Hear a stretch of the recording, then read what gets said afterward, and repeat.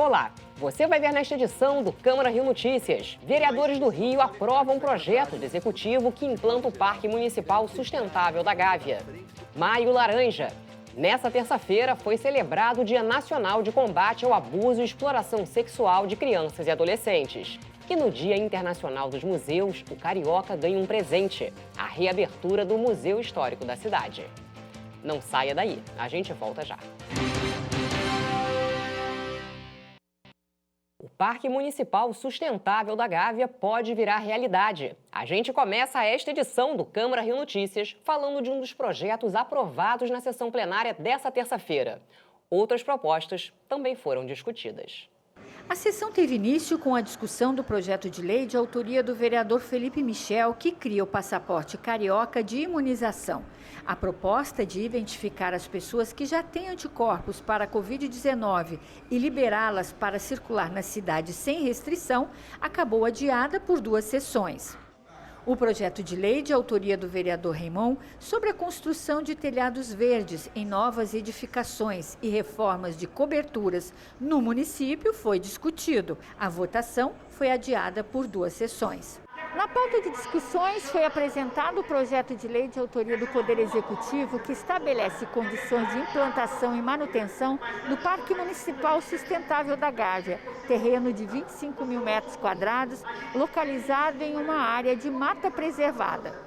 Segundo a Prefeitura, a ideia é possibilitar a criação de um espaço público no bairro da Gávea dentro da área privada, permitindo ao mesmo tempo a ocupação do local com lojas, salas e residências, além do uso do parque pelo público em geral. Nós estamos falando de um parque que a gente está chamando de público. Um prefeito de plantão, um alcaide de plantão, pode conceder, por exemplo, que seja colocada uma cancela ou uma segurança privada, assim como tem na nossa Tijuca, no bairro onde eu moro, algumas ruas que tem cancela que as pessoas, para entrar, têm que passar por uma segurança. Você tem na frente o edifício e a área do dito parque está atrás do edifício. Eu pergunto, e são esclarecimentos, por isso que eu acho que a gente tem que ganhar um tempo. Vai ser fechado? Vai ter portões aí? Nós estamos aqui prioritariamente para o interesse público. Quero reforçar aqui, recebi a carta da AMA Gávea, mas esta casa tem muitas prioridades e demandas que nós não discutimos. O Parque Realengo está em discussão nessa casa desde 2012. O líder do governo, vereador Átila Nunes, ressaltou a importância das emendas para aprimorar o projeto. Pelo Poder Executivo, já há o entendimento que existe essa necessidade de aprimorar o projeto. Algumas emendas que já foram discutidas em audiência pública, que já foram encaminhadas, já estão sendo analisadas, para que haja também um olhar técnico por parte da Secretaria de Urbanismo. O projeto foi aprovado em primeira discussão e retornará ao plenário. Queremos ali viabilizar investimento, a abertura de um parque que todos poderão usufruir, todos poderão visitar. E agora realizaremos mais audiências, mais participação para podermos votar em segunda definitiva. E a repórter Simone Braga tem mais detalhes sobre outros projetos discutidos na sessão dessa terça-feira. Em primeira discussão, os parlamentares aprovaram o projeto de lei de autoria do vereador Dr. Marcos Paulo, que institui o protocolo de captura, esterilização e devolução para o controle populacional de animais sem tutor reconhecido.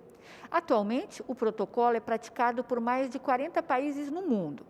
Também aprovado em primeira discussão o projeto de lei de autoria do vereador Rafael Aloysio Freitas, que prevê que a medida administrativa de remoção de veículo por reboque público ou por empresa prestadora de serviços à prefeitura só é cabível quando o responsável pelo veículo não estiver presente para efetuar a remoção. E no final da sessão, os parlamentares fizeram 1 minuto de silêncio em homenagem ao fotógrafo Tiago Freitas de Souza, morto por traficantes após pedir silêncio para a filha dormir. E uma pesquisa do IBGE mostra que as pessoas acima de 50 anos são as responsáveis pelo sustento de mais de 17 milhões de famílias em todo o país. Um projeto em tramitação na Câmara do Rio pretende criar mais oportunidades para os profissionais da terceira idade. Tassiana é analista de negócios digital. Ela morou fora do país por um tempo para se qualificar profissionalmente. Mas apesar do currículo extenso, ao retornar ao Brasil, não foi fácil se recolocar no mercado de trabalho. Eu encontrei uma resistência muito grande no mercado. Embora eu eventualmente fosse chamada para um contato ou outro, mas a maioria esmagadora era de nãos, sem dúvida nenhuma. E aos poucos eu percebi que, de fato, existe e é muito real a questão do etarismo. O que não faz o menor sentido, porque você tem profissionais extremamente bem formados, experientes, que se reciclam, que continuam buscando o conhecimento, que adquirem novas habilidades dentro de uma nova realidade de negócios, mas por uma questão de idade, eles são muitas vezes, ou diria eu, na maioria das vezes, marginalizados. De acordo com números da ONU, a população idosa no mundo está crescendo, podendo chegar a 2 bilhões de pessoas até 2050. Esse número é o triplo do atual. Na busca por uma recolocação no mercado de trabalho, plataformas digitais estão criando vagas para estes profissionais. A gente tenta gerar uma conscientização nas empresas da importância e urgência desse tema, só que, por outro lado, a gente também mostra para os nossos cadastrados que eles têm que olhar para outros caminhos além do emprego tradicional, que hoje o desemprego está grande, inclusive para os jovens. Então, a gente dá cursos e fala muito sobre empreendedorismo, sobre atuar como autônomo, consultor, freelancer, esse tipo de coisa, já que a gente entende que muita gente vai acabar encontrando oportunidades através dessas alternativas. Dados do IBGE de fevereiro deste ano mostram que a taxa de desocupação no país chega a mais de 14%. As pessoas acima de 50 anos ou idosas respondem pelo sustento de mais de 17 milhões de famílias brasileiras. Um projeto de lei que tramita aqui na Câmara pretende ajudar cariocas da terceira idade. Uma das ações deste projeto é incentivar que empresas sediadas no município contratem pessoas acima de 50 anos. A existência de políticas públicas para essa parte da população com mais de 50 anos é fundamental para a reintegração no mercado de trabalho. A nossa Comissão de Trabalho e Emprego é fundamental nesse processo. Por exemplo, nós podemos fazer audiência pública para ouvir toda a sociedade civil nessa temática. Ou também dar pareceres técnicos, como o PL 1951 de 2020, que busca um incentivo justamente nessa parte da população com mais de 50 anos para o reingresso no mercado de trabalho. Maria Cristina sabe bem da dificuldade que é arrumar emprego após uma certa idade. Precisa ver essa oportunidade, entender que a gente tem muita garra ainda para trabalhar e para aprender. Acabar com esse mito que eu vejo de que o profissional maduro não aprende mais, não está antenado com as tecnologias. Eu fiz curso de Google Ads, então vai muito do profissional também atrás e entender qual é a nova dinâmica desse mercado profissional. Estou fazendo home office, está sendo incrível, tem sim os seus desafios, não vou falar dificuldades, desafios, mas estamos aí. A gente fala agora sobre vacinação. A Prefeitura do Rio começou a imunizar nesta terça-feira 2 faixas etárias por dia. Na atual fase, a vacinação voltada para pessoas com comorbidades, com deficiência permanente, trabalhadores da saúde e guardas municipais da linha de frente nas ações contra a Covid-19. Nessa quarta-feira, será a vez da vacina ser aplicada em pessoas de 42 anos pela manhã e 41 à tarde. Você vai ver no próximo bloco. Dia Internacional dos Museus é celebrado no Rio com atrações presenciais e virtuais. Estamos de volta agora para falar de um dado assustador. No Rio, cerca de 450 crianças até 9 anos de idade foram vítimas de abusos só no ano passado. Nesta terça-feira, Dia Nacional de Combate à Exploração Sexual de Crianças e Adolescentes, várias ações de conscientização foram feitas na cidade. Uma delas foi a iluminação do prédio da Câmara dos Vereadores, uma referência ao Maio Laranja, mês de mobilização contra esse tipo de crime. Na estação do metrô, o outdoor chama a atenção para a data.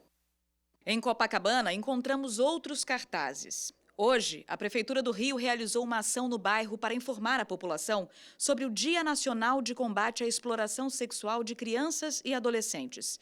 Um problema grave e que precisa da união de todos. É preciso que as pessoas entendam que o poder público, de uma maneira geral, seja a polícia, seja o Poder Judiciário, seja a nossa Secretaria de Assistência Social, não pode fazer nada se ela não souber, né? esse tipo de ato de violência contra a criança é um ato muito difícil de se localizar, né, de se verificar. No ano passado, somente aqui na cidade do Rio de Janeiro, foram notificados 1.494 casos de violência contra crianças de até 9 anos de idade. Desse total, 29% estavam relacionados a crimes de violência sexual. Na capital, segundo a Secretaria Municipal de Saúde, 55% dos agressores são familiares das vítimas. Eu atendi uma adolescente que a mãe só foi descobrir que ela estava sendo abusada do padrasto depois que ela se separou do padrasto. Então, ela não tinha coragem de contar para a mãe porque ela tinha medo que ele a ameaçava. E ele já está preso com o nosso auxílio, junto com a Delegacia da Mulher também. De acordo com a presidente do Conselho Municipal dos Direitos da Criança e do Adolescente, Érica Arruda, houve um aumento no volume de denúncias. A gente diz que hoje a gente vive um momento da pandemia dentro da pandemia, porque infelizmente essas crianças hoje, elas não têm acesso à rede de atendimento. Elas estão dentro de casa e os dados demonstram que os maiores violadores dos direitos são a família, né? Pais, mães e o núcleo familiar doméstico. E a rede de atendimento, que é a escola, a saúde, os equipamentos da assistência social, como eles não estão disponíveis hoje, esses casos eles vêm aumentando, porque a criança fica dentro de casa e ela não tem a quem acessar. O vereador professor Célio Luparelli criou uma lei que pretende ajudar a identificar casos de exploração de crianças e adolescentes. É uma lei que obriga a todas as repartições públicas, todos os equipamentos urbanos, principalmente, claro, as escolas, as unidades de saúde, que têm mais contato com as famílias, com as crianças, de conscientizar em relação a essa questão desse crime. A inovação nossa, o que nós trazemos de novo, é que realmente os conselheiros tutelares e os profissionais que trabalham nesses campos, principalmente lidando com famílias, com as pessoas, terem treinamento durante todo o ano para tentar inibir esse tipo de prática e denunciar esse tipo de prática. A maior arma para combater qualquer tipo de violência contra crianças e adolescentes é a denúncia. As denúncias no Disque 100 são anônimas. Você apenas precisa dar um endereço, dizer o que está acontecendo, e aí ocorre a investigação. Ou você pode ir direto à polícia ou ao Conselho Tutelar. Você pode entrar no site do Conselho Tutelar e fazer uma denúncia anônima, sem problema nenhum. Na noite desta terça-feira, o Palácio Pedro Ernesto foi iluminado com uma cor laranja para marcar o Dia Nacional de Combate ao Abuso Sexual de Crianças e Adolescentes. E no Dia Internacional do Museu, o Carioca se dividiu entre programações virtuais e presenciais. A pandemia do coronavírus provocou o fechamento de vários museus. Algumas instituições já reabriram as portas e promovem visitas agendadas. Incentivar a população ao hábito de visitar e apreciar os museus é o objetivo do Dia Internacional dos Museus, celebrado no dia 18 de maio. Essa data comemorativa traz visibilidade para os museus, chama a atenção das pessoas e pode estimulá-las a visitar os museus e aproveitar tudo que o mundo da cultura e da arte oferece. Segundo dados do Instituto Brasileiro de Museus, existem em todo o Brasil 3.915 museus em funcionamento. No estado do Rio, são 330 e no município, 163. Com a pandemia, os museus tiveram que se adaptar e começaram a disponibilizar suas programações de forma digital. E mesmo com o isolamento social, as opções culturais são muitas. Os museus Castro Maia, o Museu do Índio e o Museu de Imagens do Inconsciente são algumas das visitas virtuais disponíveis na internet. O Centro Cultural Banco do Brasil também faz parte da lista dos museus. Considerado um dos mais tradicionais do Rio, apresenta sua exposição permanente Banco do Brasil e sua história. O Centro Cultural Banco do Brasil ficou fechado durante 6 meses, apenas com programações virtuais chamadas de CCBB em Casa. E a reabertura das visitas presenciais foi em setembro do ano passado. Antes da pandemia, o CCBB recebia diariamente uma média de 4.000 visitantes.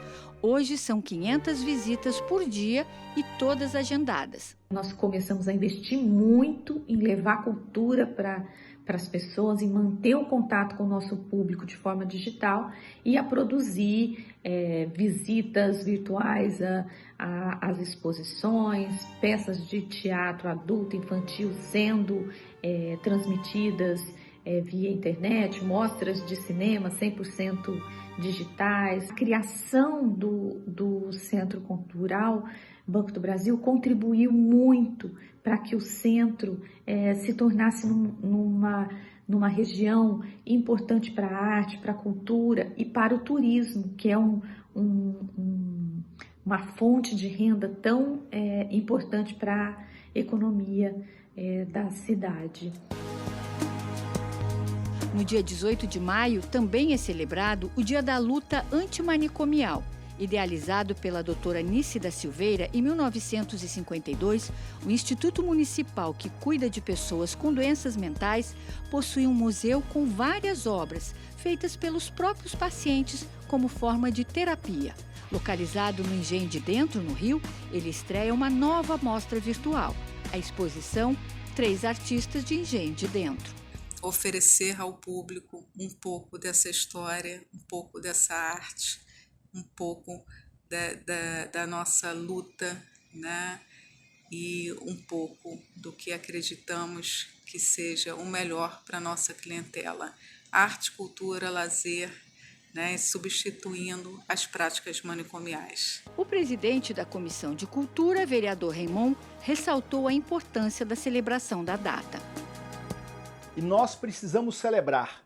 O museu é um espaço que, para além de ser de visitação, é um espaço de conhecimento da nossa história, da história do nosso povo, da nossa cidade, da história da humanidade. Portanto, viva o dia 18 de maio, viva a luta daqueles que o tempo todo se empenham para valorizar os museus no nosso país e no nosso mundo.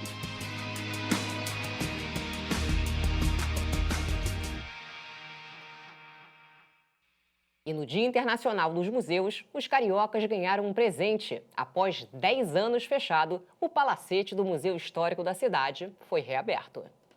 O antigo solar localizado no Parque da Cidade, na Gávea, teve a fachada e o interior restaurados. A reabertura nessa terça-feira foi para convidados.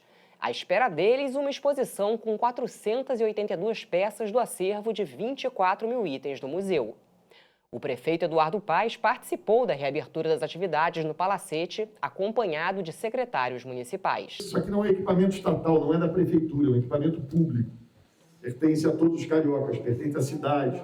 Que alegria poder reabrir esse espaço e entregá-lo de novo à cidade. A mostra permanece no Museu Histórico da cidade por tempo indeterminado. Devido à pandemia, o acesso de visitantes será restrito a grupos de 15 pessoas por vez. Nós vamos apostar muito forte na cultura como principal fator de retomada do nosso desenvolvimento e de renascimento do Rio de Janeiro. E o Câmara Rio Notícias de hoje fica por aqui. Acompanhe nossa programação em câmara.rio e também nas redes sociais. Obrigada pela companhia. Amanhã a gente se vê.